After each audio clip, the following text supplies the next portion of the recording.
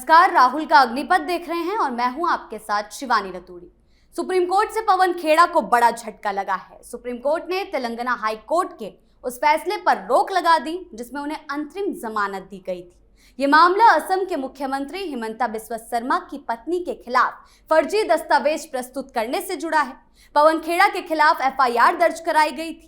उसके बाद असम पुलिस की टीम ने पवन खेड़ा के घर पर छापेमारी की, जिसके चलते पवन खेड़ा ने इस मामले में अंतरिम जमानत के लिए तेलंगाना हाई कोर्ट का दरवाजा खटखटाया था। लेकिन अब मुख्यमंत्री हिमंता और उनकी पत्नी को टारगेट करके उनके खिलाफ बेबुनियाद इल्जाम लगाना, फर्जी दस्तावेज प्रस्तुत करना पवन खेड़ा के साथ साथ पूरी कांग्रेस और राहुल गांधी की मुसीबतें बढ़ाता दिखाई दे रहा है। तो कैसे इस मामले से अब कांग्रेस घिर चुकी है, इसी पर चर्चा करने के लिए मेरे साथ स्टूडियो में मौजूद हैं कैपिटल टीवी के executive editor Rajiv Kumar. Sir, बहुत बहुत स्वागत है आपका। धन्यवाद। सर, क्या पवन खेड़ा अब इस मामले से बच पाएंगे?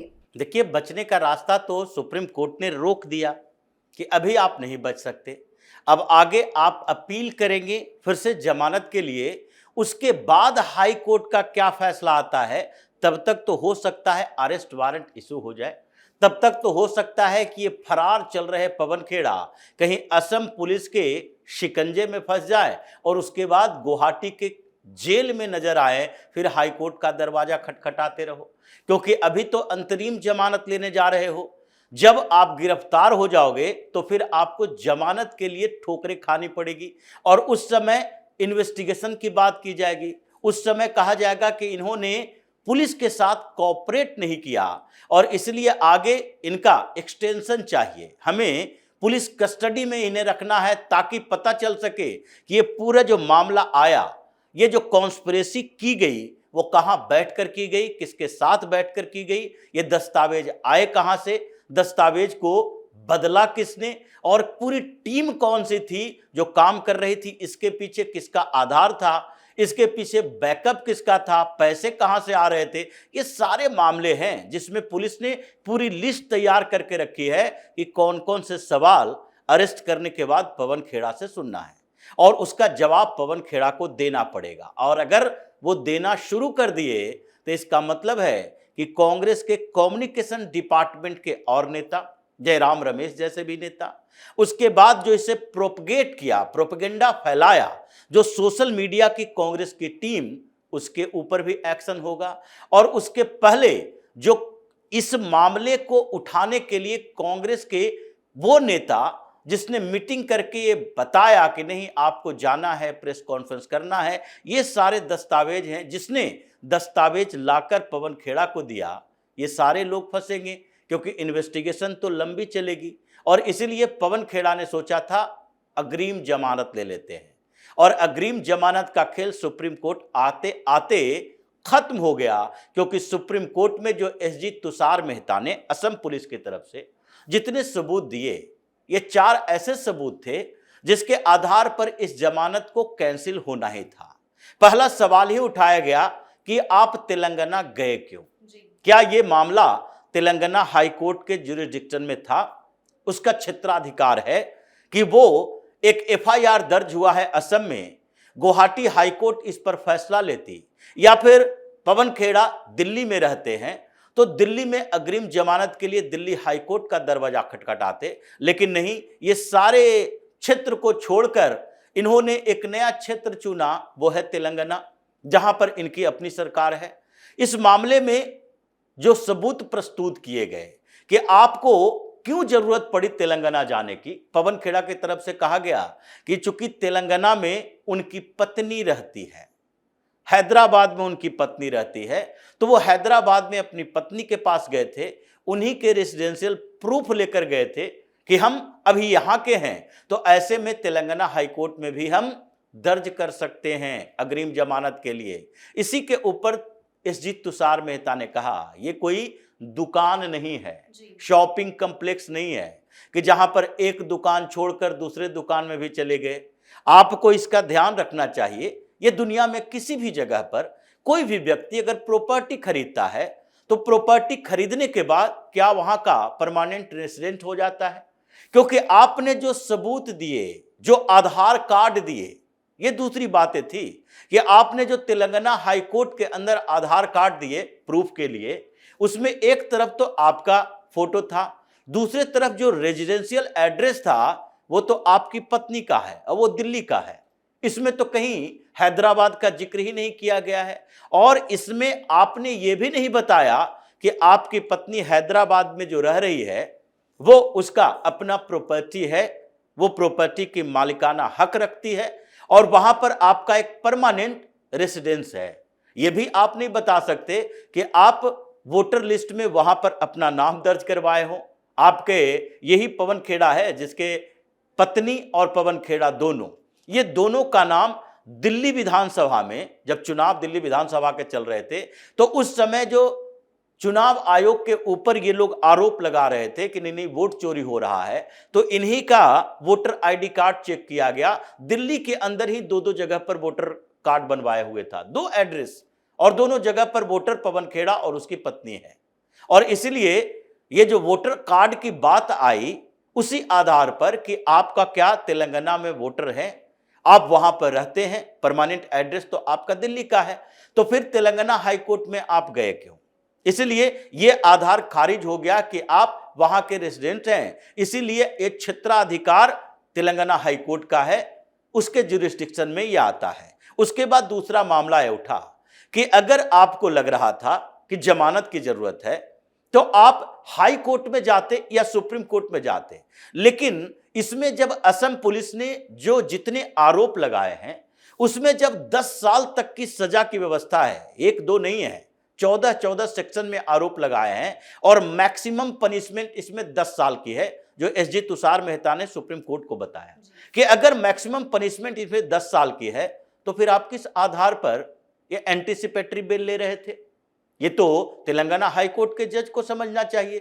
2 जजों की बेंच सुप्रीम कोर्ट में भी थी, जस्टिस माहेश्वरी और जस्टिस चंदूरकर की। जस्टिस चंदूरकर ने भी बोला कि नहीं, ये मामला जिस तरीके से प्रथम दृष्टया दिख रहा है वो फर्जी है, क्योंकि इन्होंने असम पुलिस के साथ कोऑपरेट नहीं किया। ट्रांजिट बेल के लिए ये तेलंगाना चले गए और असम पुलिस इनसे कोऑपरेशन की मांग कर रही थी। अगर यहां पर वो पवन खेड़ा मिल जाते, जब उनके घर पे छापा मारने के लिए वही असम की पुलिस आई थी, वहां पर उनसे मुलाकात होती, वो उसके कुछ सवालों का जवाब देते। आपने पहले तय कर लिया कि असम पुलिस आपको गिरफ्तार कर लेगी। अगर असम पुलिस को गिरफ्तार करना होता आपके पीछे पीछे लगा देता, आपके घर से सारे सामान लेकर जाता, सिर्फ दस्तावेज लेकर नहीं जाता, और वहां पर आदेश जारी कर देता, आपको भगोड़ा घोषित करवा देता कि आप कहां हैं, दिखाई नहीं पड़ रहे, क्योंकि आप पुलिस के साथ कोऑपरेट नहीं कर रहे हो। चूंकि असम पुलिस ने याचिका दायर की थी सुप्रीम कोर्ट में कि ये जो ट्रांजिट बेल लिया गया है, 1 सप्ताह का जो रिलीफ दिया गया है, तेलंगाना हाई कोर्ट का ये आदेश गलत है, उनके क्षेत्राधिकार में नहीं आता है, तो सुप्रीम कोर्ट उसी आधार पर सुनवाई कर रही थी। उसके बाद यह मामला उठा कि अगर पवन खेड़ा को लगता है कि यह मामला उनके ऊपर राजनीतिक बदले की भावना से थोपी गई है, तो इनको समझना चाहिए कि आपने गुवाहाटी जाकर यह आरोप लगाया, आपने वहां पर जो दस्तावेज सौंपे, सबसे पहले तो पुलिस आपको उस दस्तावेज के वेरिफिकेशन के लिए बात करेगी, तो यानी कि आपको पहले से पता है कि आपने फर्जी दस्तावेज पेश किए हैं किसी व्यक्ति को बदनाम करने के लिए, और उसमें भी ये छोटे मोटे समय की बात नहीं है,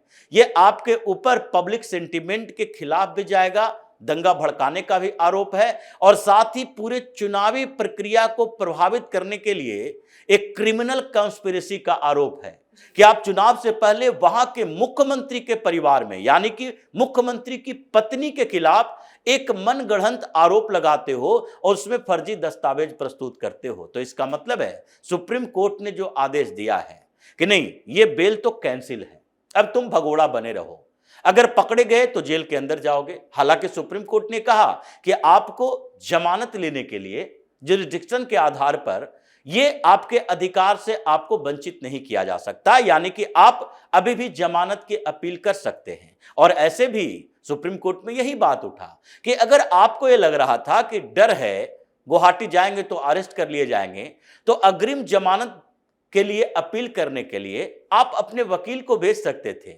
ये दिल्ली से उठकर अभिषेक मनु सिंघवी चले गए थे तेलंगाना हाई कोर्ट, दिल्ली में रहते हैं, राज्यसभा सांसद हैं, और तेलंगाना से ही राज्यसभा इनको भेजा गया है, लेकिन तेलंगाना में इनका कोई परमानेंट एड्रेस नहीं है। अभिषेक मनु सिंह भी दिल्ली में ही रहते हैं। लेकिन ऐसी स्थिति में भी अगर दिल्ली में ही वो अपील करते, दिल्ली हाई कोर्ट में, या फिर गुवाहाटी जाकर अपील करती है, तेलंगाना जाने की क्या जरूरत पड़ी थी। तो ये पूरा मामला ऐसा दिखाई पड़ा कि कुछ समय लेने के लिए एक बेल का इस्तेमाल किया गया है कि पवन खेड़ा को थोड़ा समय राहत मिल सके, ताकि असम की पुलिस को इस बीच इनको गिरफ्तार करने का मौका न मिले। लेकिन ये जो सुप्रीम कोर्ट ने फैसला दिया, उससे तो गिरफ्तारी का रास्ता तैयार हो गया है। अब पवन खेड़ा इस बीच क्या करेंगे, क्योंकि इनको जो 1 सप्ताह का बेल मिला था, 1 सप्ताह तक अरेस्ट नहीं किया जा सकता, पूछताछ किया जा सकता है, अरेस्ट नहीं किया जा सकता, वो तो कैंसिल हो गया। अब आगे जमानत के लिए अपील करेंगे गुवाहाटी में। गुवाहाटी हो सकता है कि हाई कोर्ट में जाएं, हाई कोर्ट का जज कहे कि नहीं पहले उनको पेश करो, उसके बाद हम जमानत पर चर्चा करेंगे, क्योंकि ये सुप्रीम कोर्ट का मामला है। सुप्रीम कोर्ट ने पहले इनके ट्रांजिट बेल को कैंसिल कर दिया है, तो सबसे पहले उनको उपस्थित होने दो। और अगर ये जाते हैं गुवाहाटी और ये एयरपोर्ट पर ही अरेस्ट कर लिए जाते हैं, तो फिर जमानत की बात तो बाद में होगी। कोर्ट में पेश तो 24 घंटे के बाद अंदर में वो मजिस्ट्रेट कोर्ट में पेश करेगा, हाई कोर्ट से आप जमानत लेते रहो। तो जो स्थिति अभी पैदा हुई है, असम पुलिस अपने तरीके से इन्वेस्टिगेशन कर रही है, दस्तावेज इनके मिले हुए हैं। असम पुलिस इसमें से अज्ञात लोगों की खोज भी कर रही है कि कौन कौन से अज्ञात लोग होंगे, क्योंकि एफआईआर में अज्ञात लोगों का नाम भी है। तो ऐसी स्थितियों में यह दिख रहा है कि पवन खेड़ा तो अब नप गए, राहुल गांधी का नंबर आया हुआ है, क्योंकि हेमंत बिस्वा शर्मा जिस मोड में हैं, आगे चुनाव का परिणाम आएगा और परिणाम आने के बाद वो फिर से मुख्यमंत्री बनेंगे। लेकिन कांग्रेस के खिलाफ, यानी राहुल गांधी की इस पूरी टीम के खिलाफ जो असम पुलिस का इन्वेस्टिगेशन है, उसे वो रोकने नहीं देंगे। इसके लिए अलग से एसआईटी बनाई जाएगी।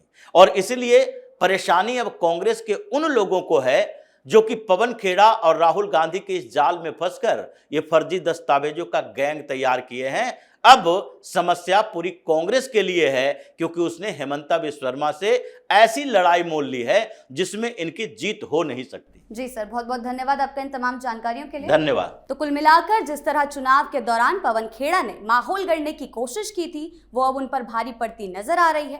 कांग्रेस नेताओं का ऐसे मामले में फंसना पार्टी की छवि और राहुल गांधी पर कई सवाल खड़े करता है, जिसके कारण उनकी मुश्किलें कम होने का नाम नहीं लेती और वो लगातार किसी न किसी मामले में घिरते चले जाते हैं।